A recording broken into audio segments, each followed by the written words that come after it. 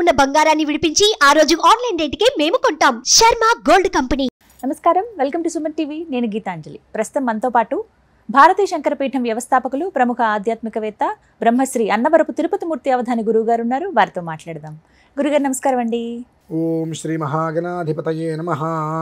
గురుగారు, జూన్ 3వ తారీఖున ఈ జ్యేష్ఠ మాసంలో చాలా విశేషం అని విన్నానండి. ఆ రోజు ఏమిటండి, అష్టమి ఉంది, కానీ ఇంకా ఏం చూడాలి, అసలు ఎందుకు ప్రత్యేకం ఆ రోజు, ఎటువంటి పరిహారాలు చేసుకోవాలి, ఎవరికి ఉపయోగం అంటారు?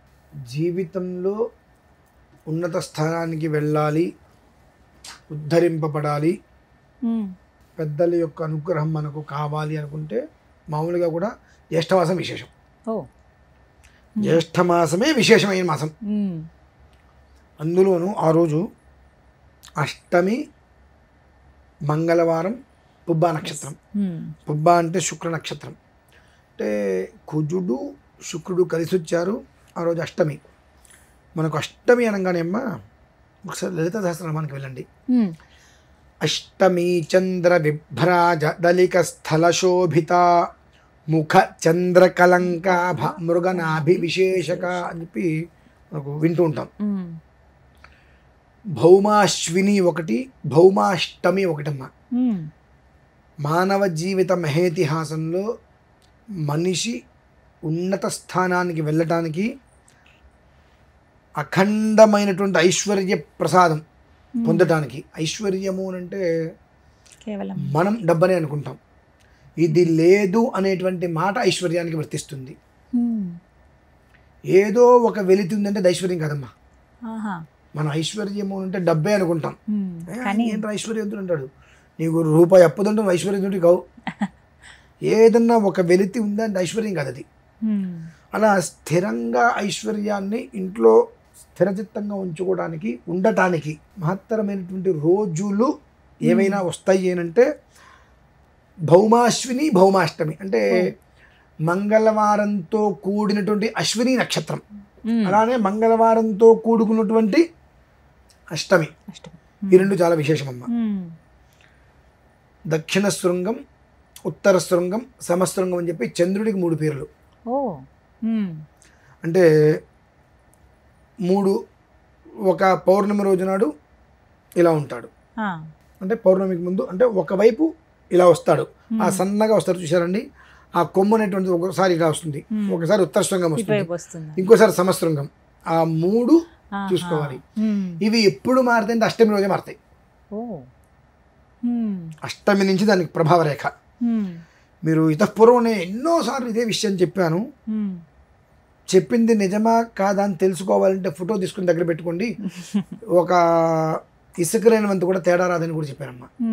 చంద్రుడిని అష్టమి రోజు ఫోటో తీస్తే పౌర్ణమికి ముందు అష్టమి ఫోటో తీయండి, అమావాస్యకి ముందు మళ్ళీ అష్టమికి ఫోటో తీయండి, ఇంచు కూడా తేడా ఉండదమ్మా. ఇసుక లేనివంత వెంట్రుక వాసన కూడా తేడా ఉండదు, ఒకే యాస్టీస్గా ఉంటుంది. అంటే ఎప్పుడూ కూడా ఆ జీవితం అనేటువంటిది నువ్వు ఎంత సంపాదించినా ఎలా ఉన్నప్పటికీ కూడా మూలం అనేటువంటిది మర్చిపోకుండా ఎప్పుడూ తల్లో నాలుకలాగా అందరికీ కూడా అందుబాటులో ఉంటూ ఏ రకమైనటువంటి సమస్య మళ్ళీ ఉత్పన్నం అనేటువంటిది కాకుండా పరమైశ్వర్యంతో ఇది లేదు అనేటువంటిది వెలితి లేకుండా జీవితకాలం పాటు కూడా ఆ జీవితాన్ని ముందుకు నడిపించేటువంటిదే అష్టమి తిథి. అది ఏ అష్టమైనా సరే అష్టమి తిథి. ఒకవేళ ఆ అష్టమి రోజు నాడు మంగళవారం వచ్చిందా బహు విశేషం. ఇప్పుడు అదే ఒకవేళ ఇంకా అశ్విని నక్షత్రం కలిసి వచ్చిందా జన్మ తరిస్తుందమ్మా. 2 ఇప్పుడు పుబ్బా నక్షత్రం, కుజ శుక్రుడు మంచి మిత్రులు, వాళ్ళిద్దరి కలయిక అనేటువంటిది ఆ మనిషి అతనికి ఎన్ని బాధలున్నా ఎదుటి మనిషిని నవ్విస్తూనే ఉంటాడు. అటువంటి యోగం ఎక్కడో సంప్రాప్తమవుతుంటుంది. కనుక ప్రతి ఒక్కరూ చిన్న కలశం ఏం పెట్టుకోను, కలశం కాదండి ఏంటి అమ్మవారి విగ్రహం బటన్ వేరు అంటున్నా సరే పెట్టుకొని నమో దేవ్యై మహాదేవ్యై శివాయై సతతం నమః నమః ప్రకృత్యై భద్రాయై నియతా ప్రణతాస్మతాం. దొరికితే విప్ప పువ్వు, మంచి విప్ప పువ్వు, తేనె, ఈ 2 తీసుకోండి. శరణాగత దీనార్త పరిత్రాణ పరాయణే సర్వస్యార్తి హరే దేవి నారాయణి నమోస్తుతే అనుకుంటూ ఆ అమ్మవారికి తేనె విప్ప పువ్వు కలిసి అభిషేకం చేయండి. 5 నిమిషాలు చేసుకోండి. ఆవిడేమో నాకు 2-3 గంటలు చేయమని చెప్పలేదు, 5 నిమిషాలు చేసుకోండి. అందులోనే సర్వాబాధ ప్రశమనం త్రైలోక్యస్యాఖిలేశ్వరి ఏవమేవ త్వయా కార్యమస్మద్వైరి వినాశనం, ఇది ఒకటి. సర్వాబాధ వినిర్ముక్తో ధనధాన్య సుతాన్విత మనుష్యో మత్ ప్రసాదేన భవిష్యతి న సంశయః. ఈ 3 శ్లోకాలతోటి అంటే మేమైతే కొన్ని చండీలో ఉండేటువంటి కొన్ని విశేషమైన బీజాక్షరాలు చేస్తాం. ఈ 3 నోటికి ఇబ్బంది లేకుండా సులువుగా వస్తాయి, దోషాలు లేకుండా. అమ్మవారికి ఇంత విగ్రహం పెట్టుకొని తేనె వేప పూత అభిషేకం చేసుకొని గోరింటాకు గింజలు దొరికితే ఒక అన్ని గోరింటాకు గింజలు తెచ్చుకొని అంత విప్ప పువ్వు, తంగేడి పూలు, ఈ 3 తీసుకొని మహాలక్ష్మి హోమం ఇంట్లో చేయించుకోండి. బ్రాహ్మణ ఎవరైనా పంతులు గారిని పిలిచి ఇంట్లో మహాలక్ష్మి హోమం చేయించుకోండి. మీరు ఇప్పుడు చెప్పే మాట నచ్చదు జనాలకి, నాకు ఇది కావాలని కోరుకోకండి. ఎందువల్లనంటే మనుష్యో మత్ ప్రసాదేన భవిష్యతి న సంశయ అన్నావుగా. అంటే నీ యొక్క ప్రసాదం నాకు ఎలా ఉండాలంటే నా భవిష్యత్తులో ఎక్కడా కూడా ఇంత సంశయం కూడా లేకుండా వెళ్ళిపోవాలనేటువంటిది ఆల్రెడీ అమ్మవారికి చెప్పేశావు, అడగలా చెప్పేశావు. ఇక మళ్ళీ అక్కడ నేను కూర్చొని నాకు ఇది కావాలి అది కావాలి, అప్పు తీరాలి సొప్పులు తీరాలంటే నీకు ఏవి తీరవు, ఏవి తీరవు. ఎందువలన చేసేటువంటి క్రతువు మీద నీకు దృష్టి తక్కువ ఉంది, అడిగేటువంటి కోరికల మీద దృష్టి ఎక్కువ ఉంది. కాబట్టి ఇవేం అడగద్దు.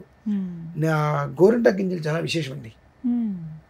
పచ్చి వేనండి వేన పర్లేదు, గోరింటాకు గింజలు, ఇదే విప్ప పువ్వు, తేనె తీసుకొని తంగేడి పువ్వు మహాలక్ష్మి హోమం చేసుకోండి.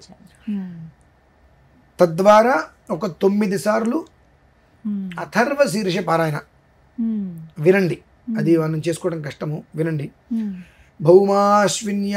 భౌమాష్టమ్యాం మహాదేవి సన్నిధౌ జప్త్వా మహామృత్యుం తరతి.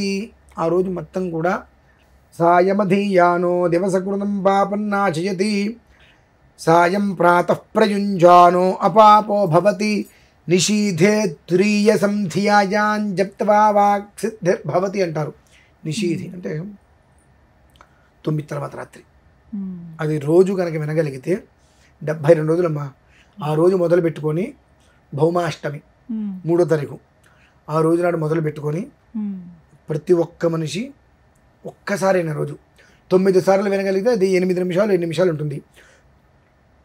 చిన్నవాళ్ళ నుంచి పెద్దవాళ్ళ వరకు 9 సార్లు రోజు రాత్రిపూట విని పడుకోవటం. ఇంత తేనె వేప పువ్వు వినంగానే అమ్మవారికి నివేదన పెట్టి పడుకోవటం. అలా 72 రోజులు కనుక చేసినట్లయితే దశవారం పఠేద్యస్తు సద్యః పాపై ప్రముచ్యతే మహాదుర్గానతరతి మహాదేవ్యా ప్రసాదతః.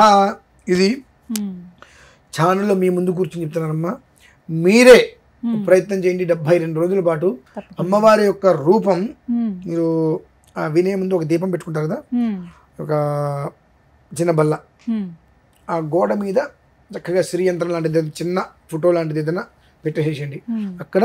లేదంటే పేపర్ మీద వస్తుంది కదండి, ఆ పేపర్ నిలబెట్టి పెన్సిల్ పెట్టి గీసేసుకోండి. ఆ శ్రీచక్రం నమూనాని పెన్సిల్ పెట్టి, అంటే మీకు ఇంకా క్లారిటీ రావడం కోసం చెప్తున్నాను. గోడ మీద చక్కగా ఇంతదైనా సరే శ్రీచక్రం లాగా ఒకటి ఆర్చి గీసేసుకొని దానికి ఎదురుగుండా ఆ బిందు ఏదైతే ఉంటుందో మధ్యలో ఆ బిందుకు తగిలేతగా దీపం అంత సమానంగా ఉండేటట్టుగా ఆ దీపం అలా పెట్టేసుకొని 9 సార్లు ఆ దీపం నుంచి శ్రీయంత్రం మధ్యలో గల చూసుకొని వినండి. మీరే చెయ్యండి. సపోజ్ చెప్తున్నాను, 72 రోజులు పూర్తి చేసే లోపు 8 భుజాలతో ఖడ్గం చక్రగతేషు చాప పరిధాన్ చూలం భుషుండీం శిరః శంఖం సందధతీం కరైస్త్రినయనాం సర్వాంగభూషావృతాం నీలాస్మద్యుతిమాస్య పాదదశకాం సేవే మహాకాళికాం యామస్తౌ స్వపితే హరో కమలజోహం తుం మధుం కైటభం. ఖచ్చితంగా చెప్తున్నానమ్మా, నా మాట ఒక్క అక్షరం కూడా పొల్లుపోదు. నేను మీకు చెప్తుంది జాగ్రత్త. మీరే కనుక చేసినా సరే కొన్ని లక్షల మందికి మీ అనుభవాన్ని మీరు చెప్పచ్చు. 72 రోజులు ఇదే విధానాన్ని అనుసరిస్తే పొగ రూపంలో మీరు ఏదైతే కనుక శ్రీచక్రం గోడకి మీరు పెట్టారో ఆ శ్రీచక్రం మధ్యలో సింహవాహిని అయ్యి అమ్మవారి రూపాన్ని మీరు మీ ప్రత్యక్షంగా మీ కళతో మీరు చూడగలుగుతారమ్మా. ఆ రోజు నాడు మొదలు పెట్టకండి. 72 రోజులు మామూలుగా స్త్రీలకి ఇబ్బంది వచ్చినప్పుడు ఆ 4 రోజులు ఆపేసేసి 5వ రోజు నుంచి ప్రారంభం చేసుకొని కనుక చేయగలిగితే ఖచ్చితంగా 72 రోజుల లోపే ఆ అమ్మవారి రూపాన్ని, అలా చూడొచ్చు, సింహవాహిని అయినటువంటి అమ్మవారి రూపాన్ని ఖచ్చితంగా ఖడ్గం, చక్ర, గదే, చుచాప, పరిధాని ఇవన్నీ ఏవైతే చెప్పున్నా అవన్నీ కూడా ఆయుధాలు పట్టుకొని అమ్మవారి రూపం. ఎందుకంటే మిమ్మల్ని శ్రీచక్రం చిన్నదే ఎందుకు వేసుకోమన్నాను అంటే అమ్మవారి రూపం మనకు కనిపిస్తుంది. ఒక 9 అంగుళాల వెడల్పు అమ్మవారి రూపం మనకు వస్తుంది. మనం శ్రీచక్రమే గోడ మీద కాస్త పెద్ద దేశం అనుకోండి, మనకు అర్థం కాకపోవచ్చు, ఆ కోణాలు అటు ఇటు ఉంటాయి కాబట్టి ఏదో అనుకోవచ్చు. పూర్తిగా శ్రీచక్రాన్ని కమ్మేసి అమ్మవారి రూపం నీడ, అంటే మనం గోడ మీద కానీ చీకట్లో కానీ మనం చేతుల్లో తిప్పుతుంటే రకరకాల నీడ వస్తుంటాయి కదండి, అలాంటి ఒక నీడ పొగ రూపంలో పొగ రూపంలో అమ్మవారి రూపాన్ని మీ కళతో మీరు చూడగలుగుతారమ్మా. అంతకు మించి జన్మకి ఇంకేమైనా కావాలా? ఇంకేం కావాలండి. ఒకానొక సమయంలో నేను అనుభవించా అంతే. ఇప్పుడు అంత గట్టిగా ఎవరో చేయండి అని చెప్పట్లా. మీరు నన్ను ఇంటర్వ్యూ చేస్తున్నారు, ఇదేంటండి ఇది ఎట్లా అని. ఇక్కడ కూర్చొని మనం చెప్పేటువంటి దాంట్లో ఎంత నిజాలు ఉంటాయి, ఎంత అబద్ధాలు ఉంటాయి మీకు తెలియవు. మేము చెప్పినవన్నీ నిజాలు అనుకుంటారు కొంతమంది, చెప్తున్న అబద్ధాలు అనుకుంటారు కొంతమంది, ఎవరిష్టం వాళ్ళది. కానీ మీరు అనుభవిస్తే మీ అనుభవాన్ని మీరు పంచుకోవచ్చుగా ఖచ్చితంగా.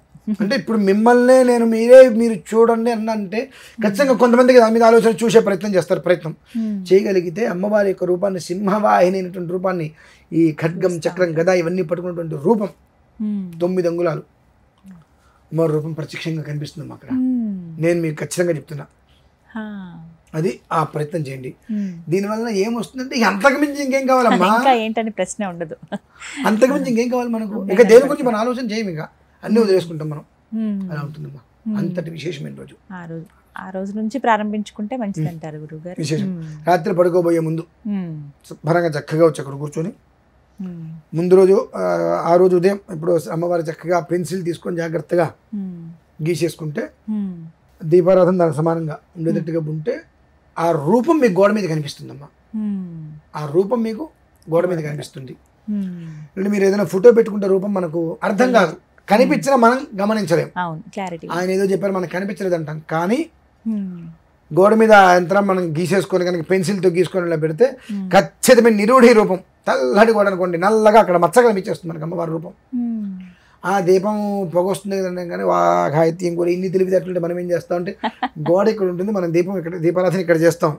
దానికి దీనికి కనీసం మధ్యలో ఒక అడుగు తేడా ఉంటుంది. ఇది పైకి వెళ్తుంది కానీ మచ్చ గోడ మీదకి ఎందుకు వస్తుంది అర్థంగా? అంటే ఆ ఒక రూపం అనేటువంటిది స్పష్టంగా కనిపిస్తుందమ్మా. ఖచ్చితంగా చెప్తున్నది. దృష్టమే అలా వస్తాయి. ఇంకా మీరే ప్రయత్నం చేయండి, మీ అనుభవం మీరు చెప్పచ్చండి. ఇక్కడ కూర్చున్నప్పుడు నేను వచ్చి మిమ్మల్ని అడుగుతా. అలాగే గురుగారు, ధన్యవాదాలండి. పరమేశ్వర.